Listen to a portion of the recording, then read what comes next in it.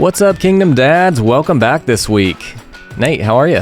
I'm good, man. I'm good. It's been a good week. It's Friday. The week's winding down, and so ready for some good family time with the weekend. How are you guys? Good, man. We've got a great episode this week. I want to introduce our incredible guest, and he is rightfully fit for this topic this week. The topic of this show today is called Leading Your Family Financially, a Kingdom Dad Starting Guide. And our guest this week is my incredible friend, Shane Crenshaw. Shane is a trusted Ramsey Preferred Coach. That's how we met. Shane, how are you? Good. Thanks for having me on today, guys. Man, I'm honored to have you on. Love the podcast. Thank you so much, my friend. Well, I love spending time with you and just the time that we've had over the last several months getting to know you. So I'm glad you're here today. Thank you. Glad to be here. Nate, Willie T, how are the kids? Good? Everything's going well for us. Good, man. They're good, man. We just got over a big birthday party last week, and so my son's great. My house is a disaster, but yeah, you just like spread all the toys across the living room floor and let him just break them in and see what he's going to want to keep, which is everything, and see what you can gradually like pull out of sight and tuck away for later or for a donation box. I saw a post yesterday on Facebook that said, what they don't tell you about parenting is you're just going to have rocks in your house for the next 18 years and you're not even going to remove them. You just accept it. And I'm like, that's so true. Our daughter's just bringing rocks all the time. I watched a video the other day that's actually super pertinent to that kind of hit home for me. Yep. It was a video of some guy speaking on stage. It was like, yeah, during the moment you've got fingerprints everywhere and there's toys strewn everywhere, but then 18 years later, it's all gone and you miss it. Yeah, someone said. It kind of hit home for me. I don't know. We'll see. To be determined, but I do love it. Well, Shane, we're diving in today. So, guys, the purpose of this episode, we want to talk about leading your family financially as a husband. And when we started talking about this a while ago, several weeks ago, I couldn't think of a better guest to have on. Kelly and I have personally onboarded Shane through the Ramsey Trusted Partner Network as our financial coach, and it's been life-changing. And so, we continually talk to many others who are in the same boat, like, man, we make good money, but we don't know how to get ahead or how to change the game. And so that's why we're doing this today. So, Shane, let's dive right in. Why don't you tell us a little bit about you, where you're at, and what you do? Yeah, thank you. So Shane Crenshaw, I'm a financial coach, as Andrew said, and I spent about 25 plus years in industry, and I was a strategy consultant, working in mergers and acquisitions and operational excellence, cost out work with companies all over the globe.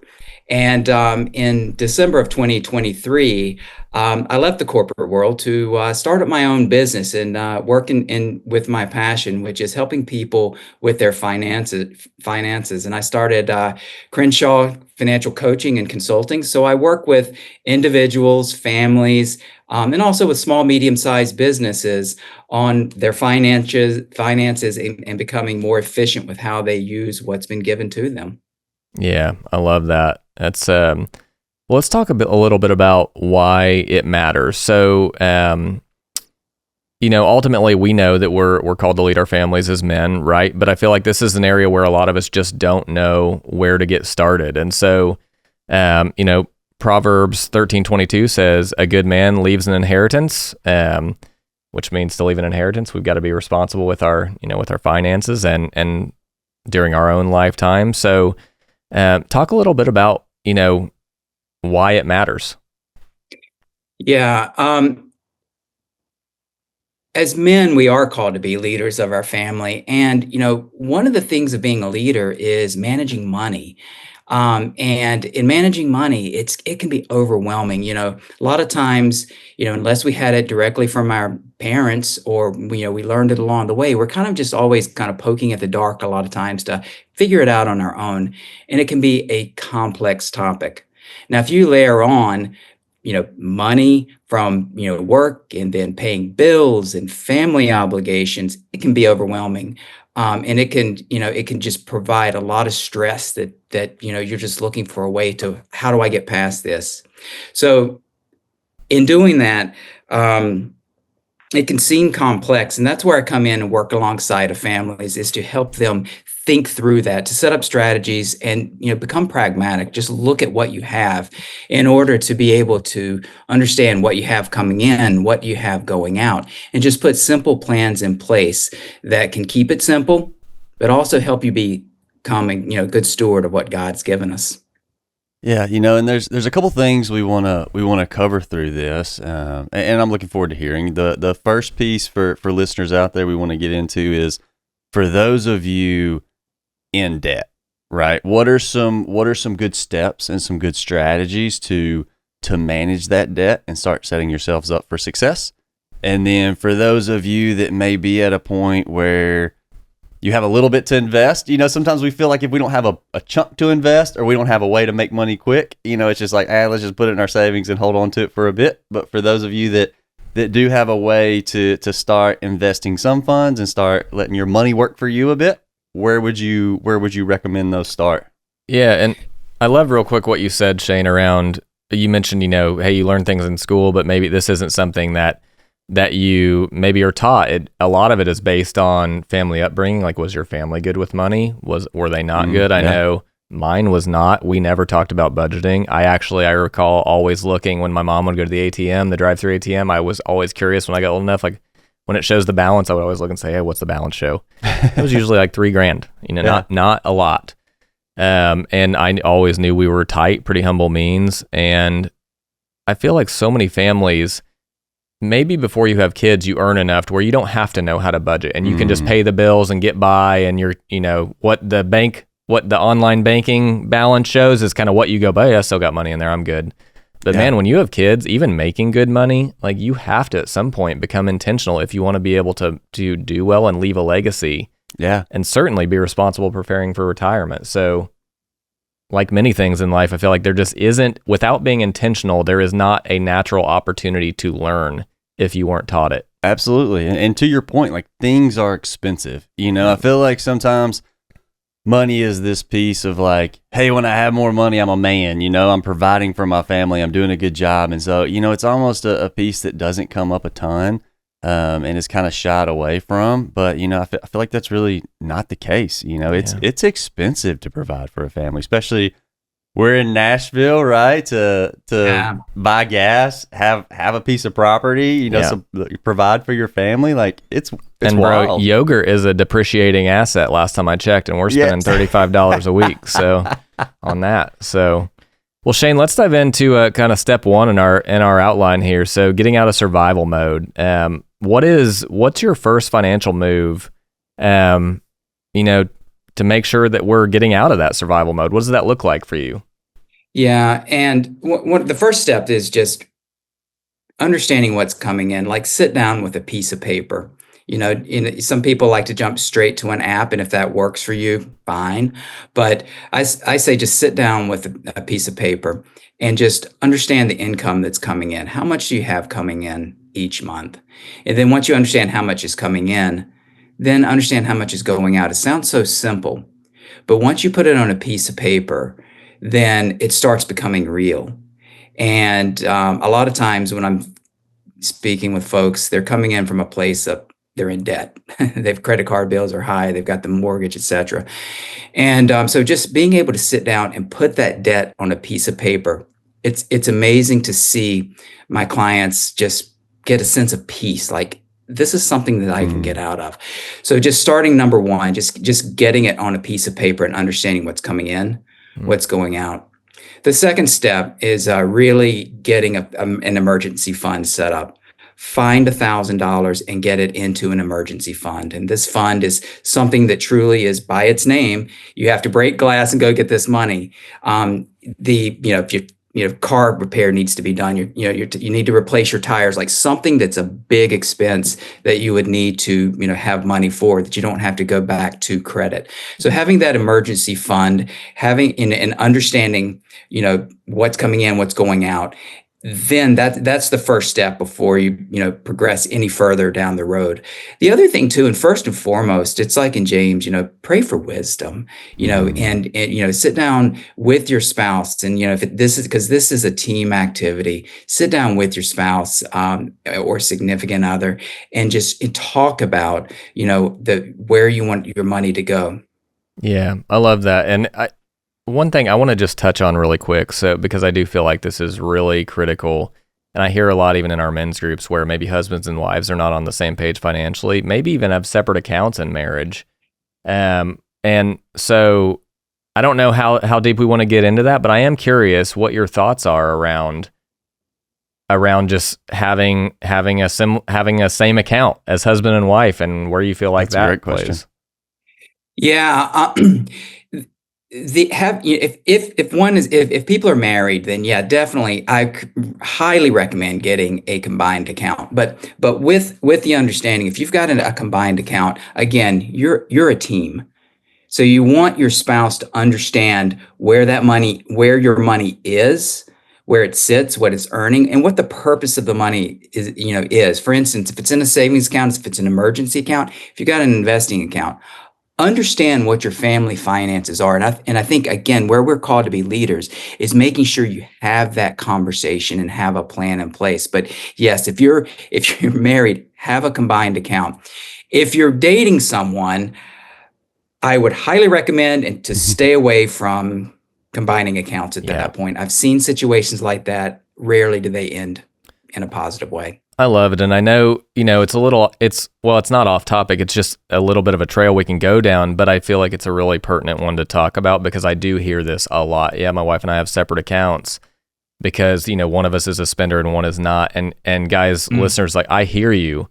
I actually was the spender in our marriage. And so I'm sure for the first 5 years, it was very frustrating for my wife in budgeting attempts, right?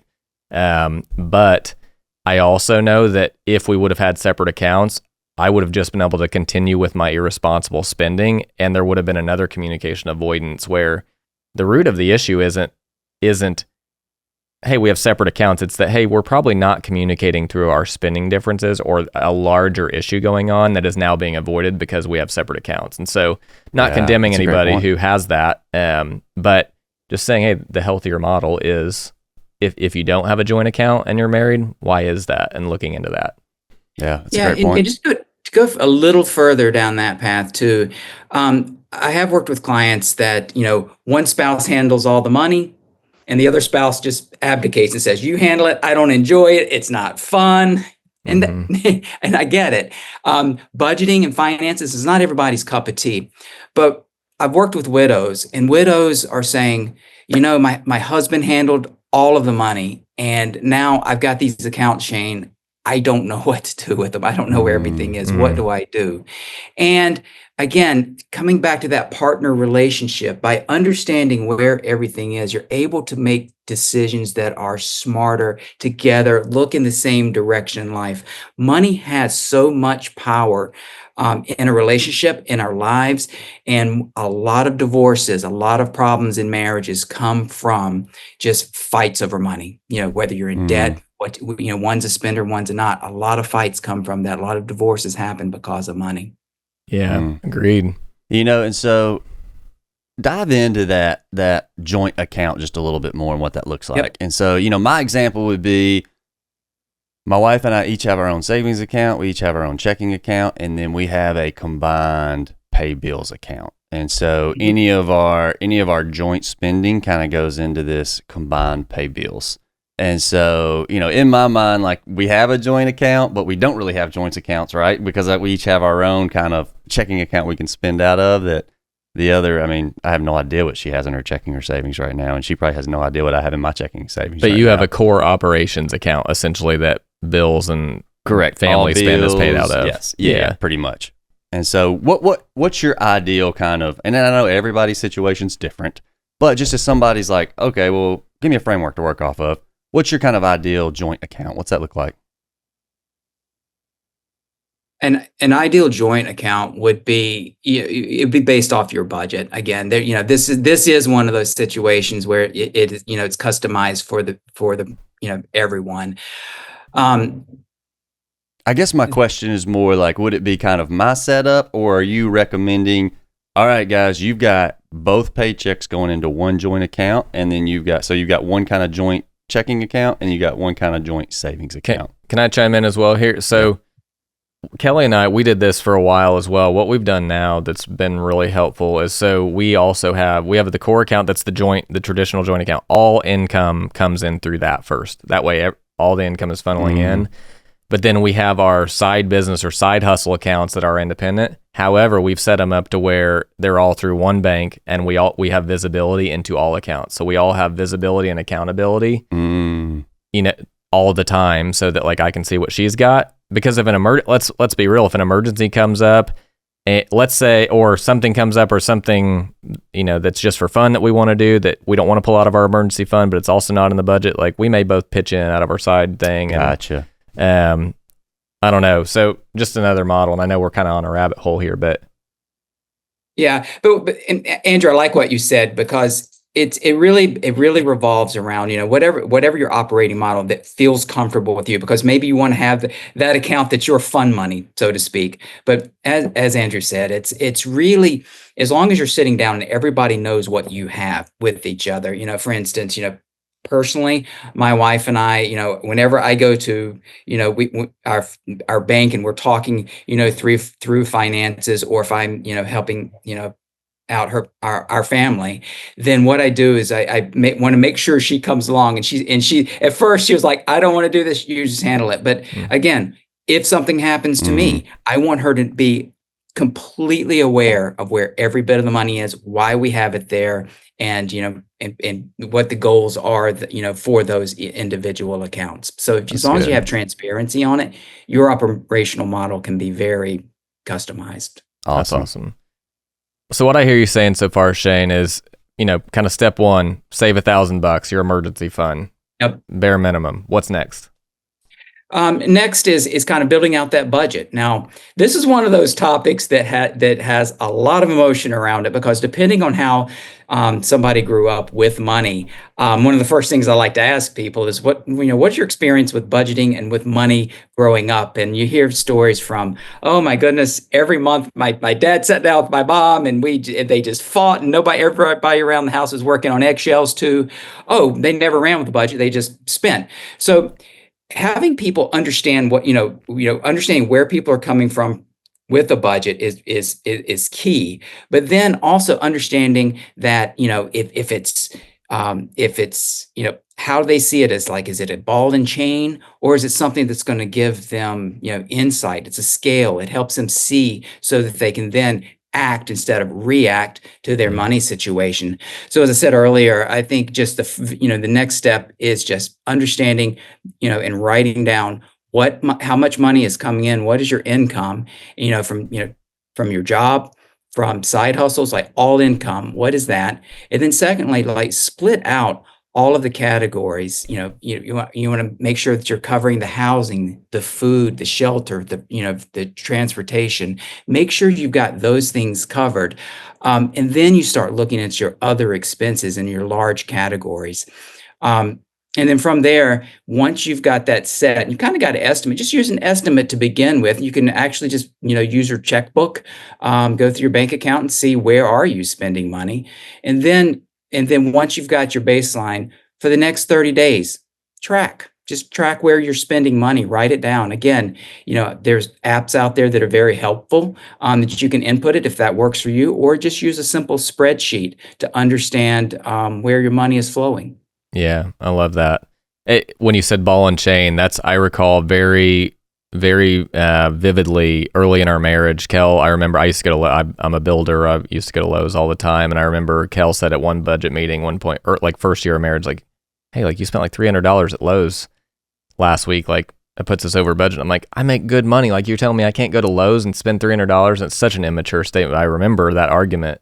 Yeah. But when you pivot it, and we talked about this last week, Shane, it really becomes like, hey, budgeting is not saying you can't go to Lowe's or can't go do this. It's saying, if you want to be able to do those things, you either need to make this much money to be able to cover all those things.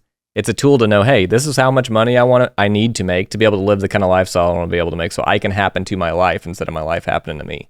Yeah. And along with that, one of the steps within there is just setting up goals, short-term, long-term goals. Yep. Because again, the teamwork in the family, and even if you're individual, working through like, what are my short-term goals? Am I going on vacation this year? How much am I going to need for that vacation? And then it starts building the mindset of, hey, I'm going to save a little bit along the way so that I can go on vacation in October, December. Or is there something I'm saving up to buy a car? And you start building that towards that goal. And then there's a long-term goal. Long-term goal can be, blue sky, let's just say it's financial freedom and you want to retire early. What is the age? And it's not necessarily an age as much as it is a number. Yep. And once you understand the number, the dollar amount that you think you're going to need to retire, that gives you financial freedom. And in that financial freedom, you can then choose how you're going to spend that time.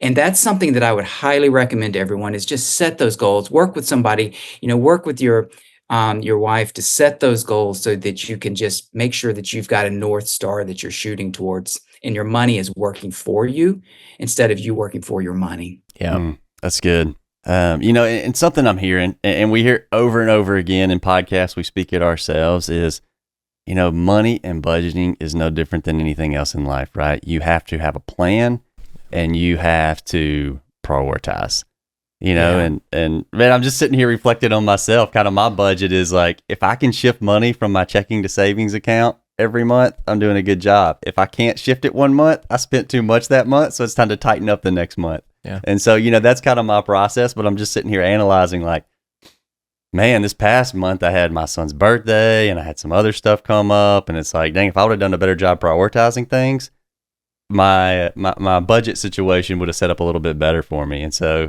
just kind of analyzing as we go. That's good stuff. Sorry, go ahead, Shane. Please finish your thought. No. I was just kind of leading into the next piece of that, right? Like for others, instead of, my kind of the way I budget myself is, do I have enough money at the end of the month to push a little bit into savings? And if I don't, I know I spent too much.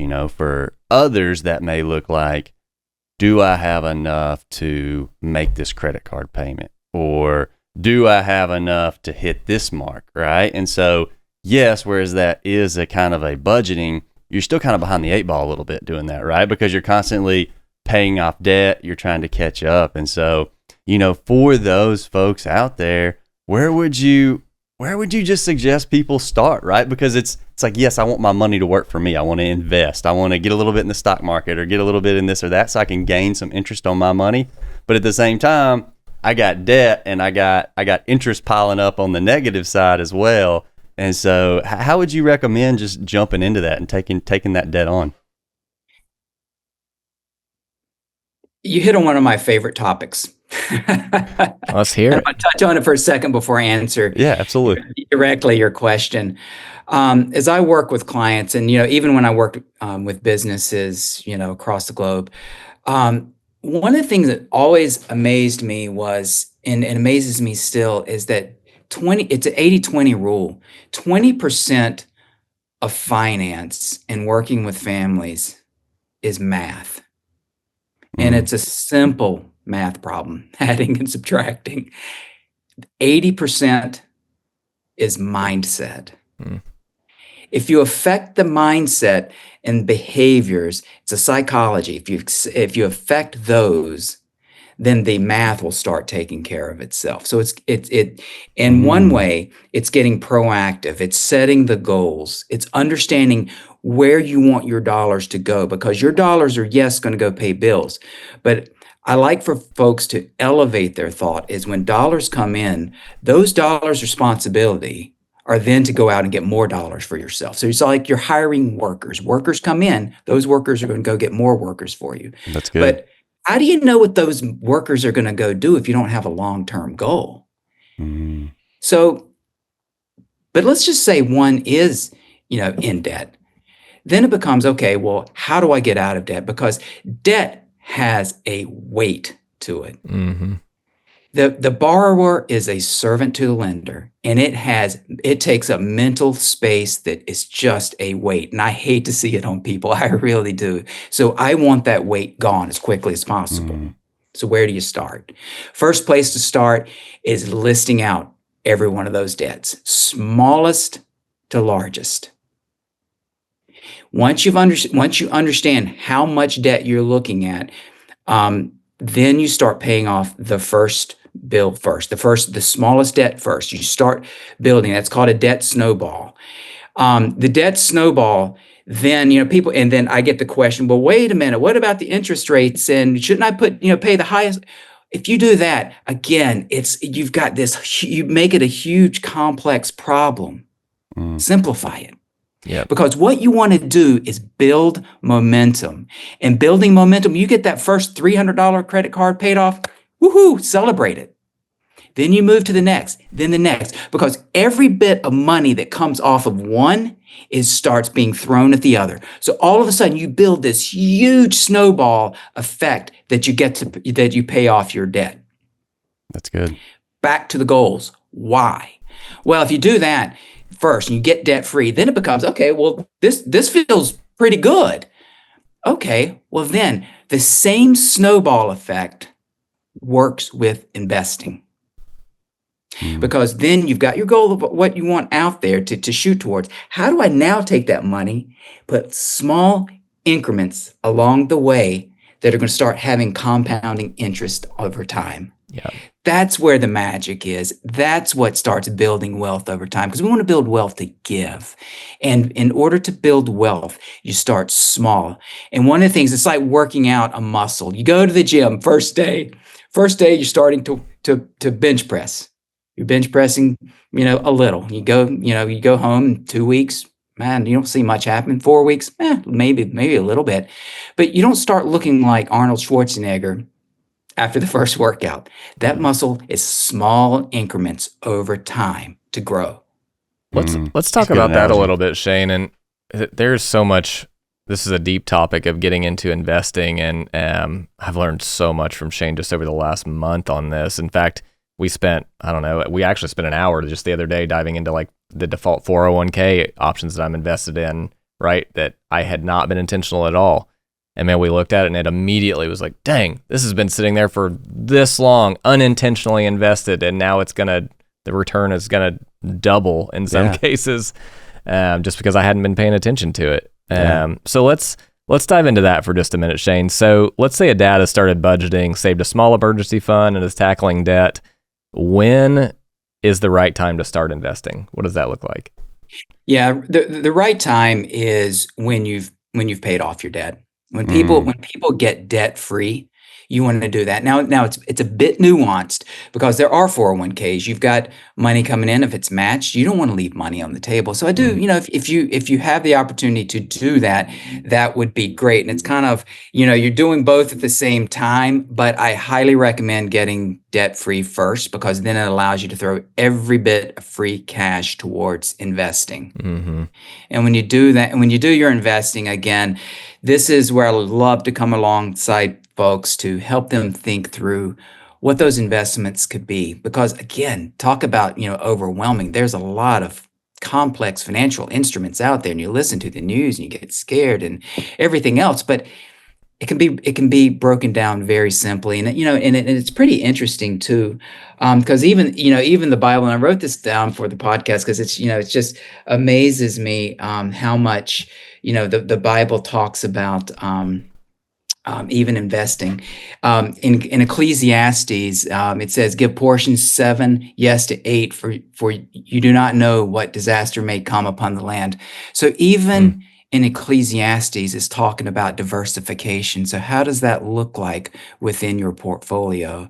And that's something I like to come along, folks, to, understand financial instruments that are out there and hopefully make it simple. That's my goal, is just to simplify it so that folks can get set up for the future. Yeah. And the earlier you get started, the better. That's why I love to see folks get out of and become debt free as quickly as possible, and young couples especially, because the more time that you have for compounding of money to work, that snowball effect is just huge. Yeah, that's good. Yeah, and when I think debt, and so just to kind of clear this up, because it's something that kind of popped in my head as we were working through the thought of being debt free. Truly, when I think debt is something that applies to depreciating assets. So debt on your car, debt on your clothes, debt on whatever you're buying that you may not necessarily need as nice of, versus like, say you're paying your house off. Of course, you're probably, most of us probably don't own our homes, right? Well, what if you have debt on your home and you want to get a second home for a rental? And so some of these appreciating assets, I wouldn't necessarily in my mind classify as like truly having debt. So can you speak to that a little bit and either tear that thought apart or support it? Whatever your thoughts are. This is the first time I'm bringing it up. Yeah, it's there's a couple of ways that we could take this, and again, like with everything, it's customizable. But before folks start taking on debt with second homes and stuff, yes, it's an appreciating asset, but a second home, in my view, and how I've even worked within my own businesses, if you can't pay cash for it, then you run a high risk. You're taking on a bigger risk. So it's all about, what level of risk that you're willing to take on. If you've got a house, it is appreciating, yes. But the quicker that you can pay that off, that mortgage then starts going towards, either saving for that next home, and then that next home, creating an income. But also in creating an income, it also is going to create expenses. And so then you've got, an additional emergency fund, so to speak, that you're going to need to have in order to take care of that second home. But then it becomes that once you start getting into the second home, and if you turn it into a business, there are a whole host of other things that need to be thought through. Because yes, there are appreciating assets, but you're taking on a lot more risk as well, and you need to look at it as a formal business if somebody goes down that path. Yeah, and the reason go ahead. Yeah, the reason I kind of went down that is because I do hear a lot from guys, and we're currently in this situation of we do want to move, and do we continue to put off this move to we can afford a down payment on a new house without having to sell our current house and flip our current house into a rental? I feel like that's something that comes up a ton, and I was hesitant to bring that up on this because as you said, that's highly customizable, right? Like, what's your savings account look like if you don't have a renter? If something goes poor in your current home, like, can you back that up? But in general, that's kind of the reasoning for this question. Is just I feel like a lot of different guys around my age, late 30s, late 40s, where we're looking to move, and it's like, man, should I have less debt on my new home and sell my current home, or maybe it would be a good idea to hang on to my current home, especially if you got it during a good interest rate period? Yeah, Nate, that's a great question. If you've got a low interest rate and you've got a budget, and you've got money that you're able to invest for the future as well, and you got a 401k, and you've got those other things in place, and you look at your total portfolio and you say, you know what, I can afford this mortgage. It's not more than 25% of what I make. And I'm using that as a rule of thumb because that's a general rule of thumb. If you can do that, then, and your house is appreciating, then I don't recommend selling it. No. Yeah. But if you're buying a second home as an investment, well, that's a different story. Yeah, That's one that I would, that's one that again, I would probably caution against. These are what I'm hearing, guys, is decisions like these merit a lot of discussion because everybody's circumstances vary. But that's a really good example that we have found. It is invaluable having a third party, somebody like a Shane, to just bounce your unique specific scenario off of. And like, we meet with Shane enough to where he knows kind of our overall picture to where he can speak, hey, I would not recommend that in your case. Or in your case, actually, you guys are responsible. You have money set aside in these ways. Yeah, I think you should do that. But I think that's a really good case for where it just makes sense to have that third party expertise.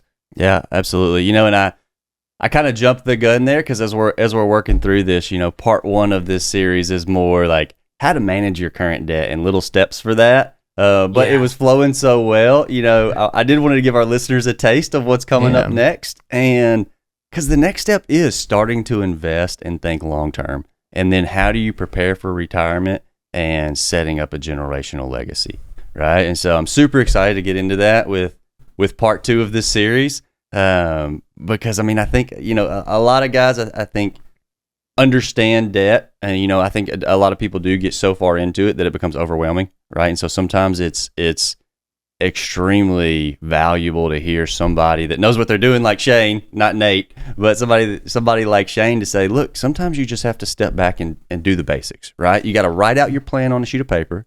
You got to talk to your wife, and you got to set a plan in place.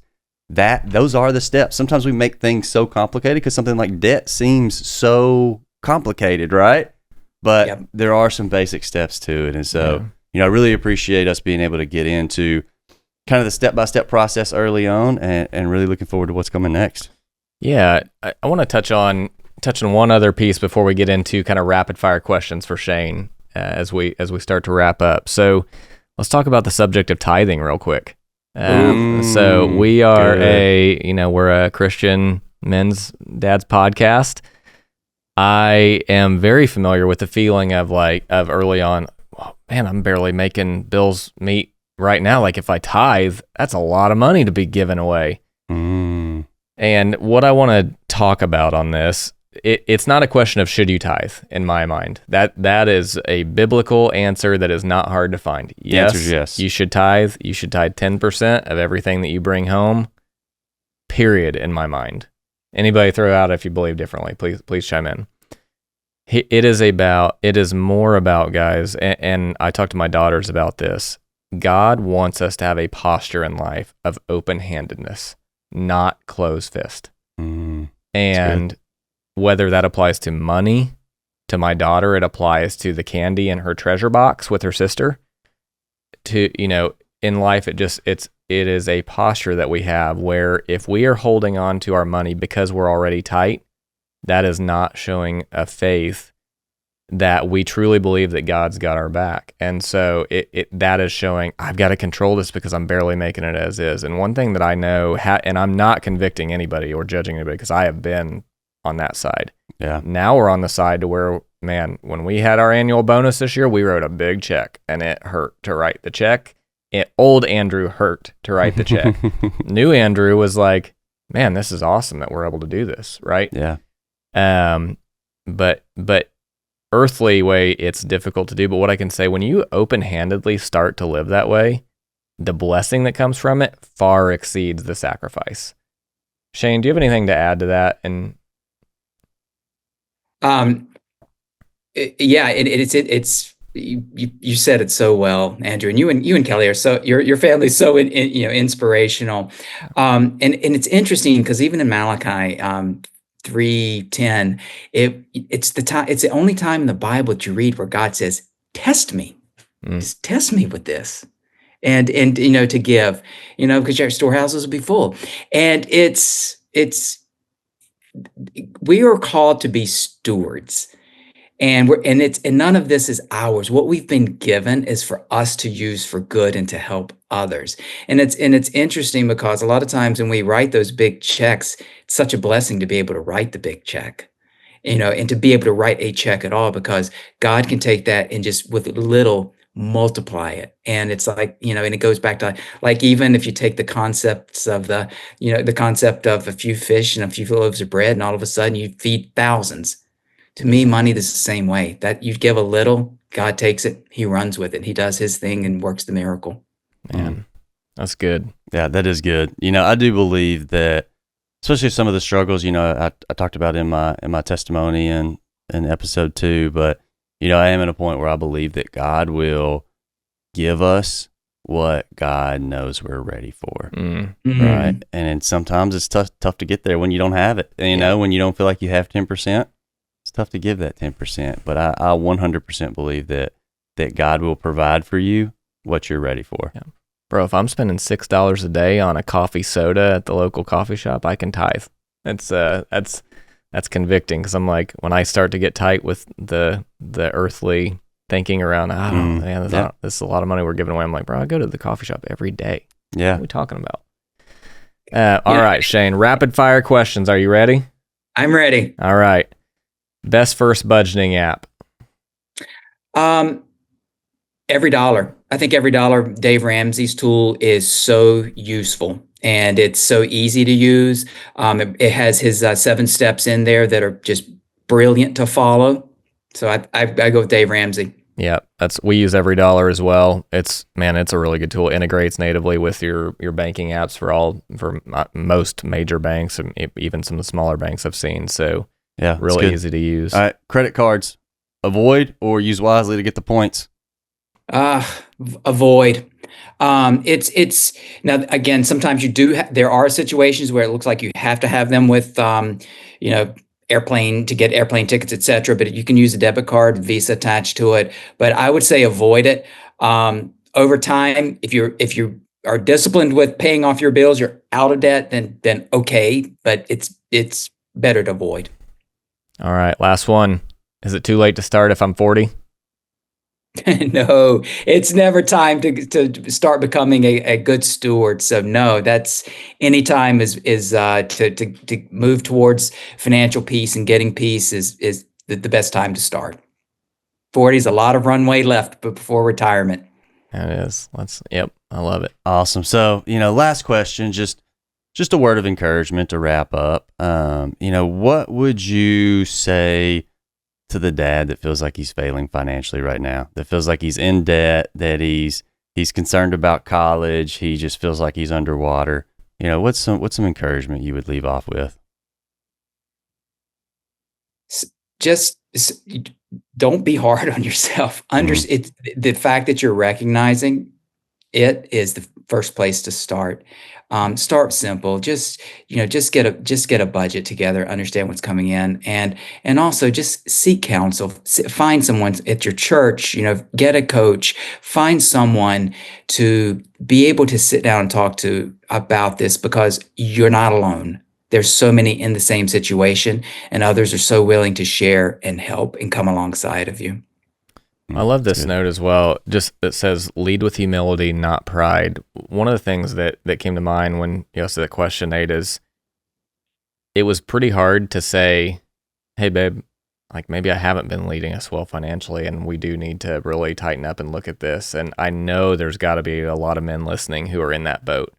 Like, but I'm the man, I'm leading. I don't want to talk about this stuff or admit maybe I've been failing in an area, or maybe where she's been leading more than I have, and just humbling yourself enough to know, hey, if God doesn't judge you for it, don't judge yourself for it. Just be humble enough to lay that down and talk to your wife and get started.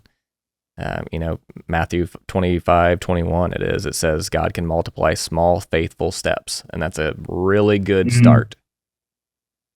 Yep. No day like today to start. That's right. Good stuff. Well, what I heard through that, Shane, is recap, budget, save, kill debt, start investing, which we'll talk about next time, plan the legacy. And so call to action this week. Where are you at? Start somewhere. Open up that bank account app. Yeah. Budget. See where you're at. You don't even have to do the budget yet. Just see where your money's going. Yeah, you probably There's times where I look at my checking account and I'm like, man, I spent this much money. Where the heck did that money go? And it's like $6 charge here, $5 charge there, $10 charge there. It's like, oh my gosh. $375 bounce house charge. Yes. That was birthday party. From a birthday party. Well, guys, what we're going to do, so we're definitely going to have Shane back on, as we talked about. I'm going to, in the show notes today, we're going to provide his contact. Like I said, I know Tanner and I, our families, we both consult with Shane regularly. I love the structure of his services, because unlike being tied to a large firm where there is a conflict of interest, hey, use our services and make this money. It's an unbiased, just a wise perspective that is very cost effective and affordable. And so I'm going to provide a link as well as his email of how you reach him. But his email is shanecrenshaw415@gmail.com if you're interested. Otherwise, like I said, I'll provide it in the show notes, and reach out. Awesome. Cool. Nate, you want to pray us out today? Shane, thank you so much for being on today, my friend. Thanks, Shane. My pleasure. Thank you. Thank you both. Yeah. All right. I'll wrap us up. Cool. Lord, thank you for this. Thank you for this time together. Thank you again for this podcast and for people like Shane to be willing to come on and share their wisdom and just show your glory. Lord, thank you for our listeners out there. Lord, be with those that are struggling with debt. Lord, help be the light to their path. Struggling with debt, struggling with many of the other things we've talked about. Lord, we know you're the one true way, and so Lord, give us the strength to follow that direction. Be with the guys and listeners this week, and in your name I pray. Amen. Amen. What's up, Kingdom Dads? Thank you guys so much for listening in and watching today's episode. We are live on YouTube, all the platforms, X, Facebook, Twitter, Instagram. All of them. So many now. Anywhere you get your podcast, Spotify, Apple Podcasts. Like, subscribe. Yeah, guys, gals, thanks for being here. As Andrew said, like, subscribe, comment, be part of this journey with us. That's right. See you soon.